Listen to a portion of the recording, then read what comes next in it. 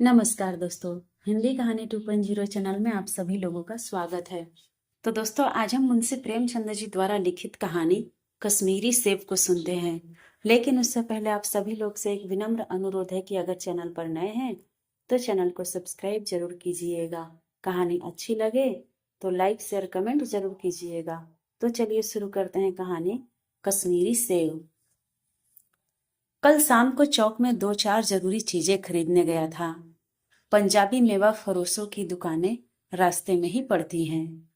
एक दुकान पर बहुत अच्छे रंगदार गुलाबी सेब सजे हुए नजर आए। जी ललचा उठा। आजकल शिक्षित समाज में विटामिन और प्रोटीन के शब्दों में विचार करने की प्रवृत्ति हो गई है। टमाटर को पहले कोई सेंत में भी न पूछता था, अब तो टमाटर भोजन का आवश्यक अंग बन गया है। गाजर भी पहले गरीबों के पेट भरने की चीज थी, अमीर लोग तो उसका हलवा ही खाते थे।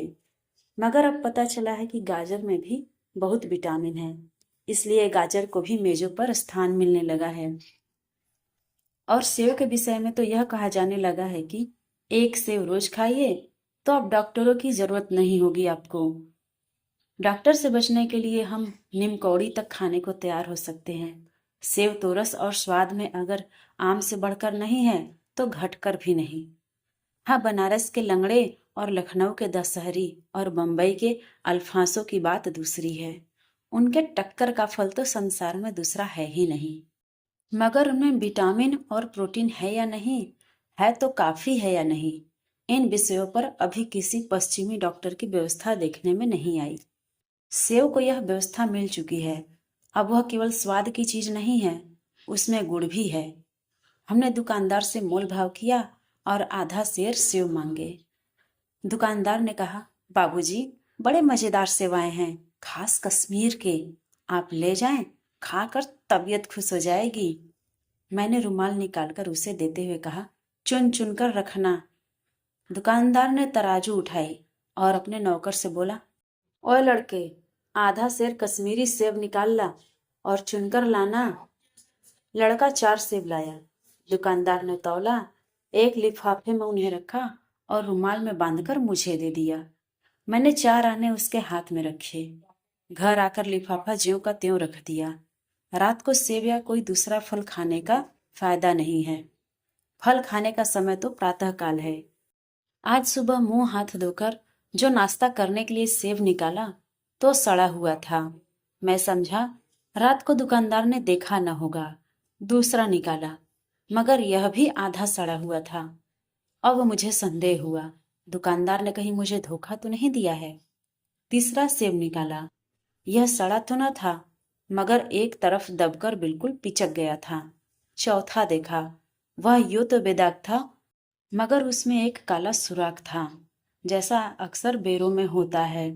काटो तो अंदर वैसे ही धब्बे और उसमें कीड़े भी होते हैं। एक सेब भी खाने लायक नहीं। 4 आने पैसों का इतना गम न हुआ जितना समाज के इस चारित्रिक पतन का।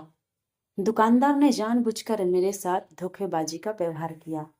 एक सेब सड़ा हुआ होता तो मैं उसको क्षमा के योग्य समझता, सोचता उसकी निगाह न पड़ी होगी, मगर 4 के चारों खराब निकल जाए, यह तो साफ धोखा है। मगर इस धोखे में मेरा भी सहयोग था। मेरा उसके हाथ में रुमाल रख देना मानो उसे धोखा देने की प्रेरणा थी। उसने भाप लिया कि महाशय अपनी आंखों से काम लेने वाले जीव नहीं है और न इतने चौकस है कि घर से लौटाने आए। आदमी बेईमानी तभी करता है जब उसे अवसर मिलता है। बेईमानी का अवसर देना, चाहे वह अपने ढीलेपन से हो या सहज विश्वास से, बेईमानी में सहयोग देना है। पढ़े लिखे बाबुओं और कर्मचारियों पर तो अब कोई विश्वास नहीं करता। किसी थाने या कचहरी या म्यूनिसिपैलिटी में चले जाइए, आपको ऐसी दुर्गति होगी कि आप बड़ी से बड़ी हानि उठाकर भी उधर न जाएंगे। व्यापारियों की साख अभी तक बनी हुई थी। यों तौल में चाहे छटाक आधा छटाक कस ले, लेकिन आप उन्हें 5 की जगह भूल से 10 के नोट दे आते थे तो आपको घबराने की कोई जरूरत नहीं थी। आपके रुपए सुरक्षित है। मुझे याद है, एक बार मैंने मुहर्रम के मेले में एक खोचे वाले से 1 पैसे की रेवड़ियां ली थी और पैसे की जगह अठन्नी दे आया था। घर आकर जब अपनी भूल मालूम हुई तो खोंचे वाले के पास दौड़ा गया। आशा नहीं थी कि वह अठन्नी लौटाएगा, लेकिन उसने प्रसन्न चित्त से अठन्नी लौटा दी और उल्टे मुझसे क्षमा मांगी।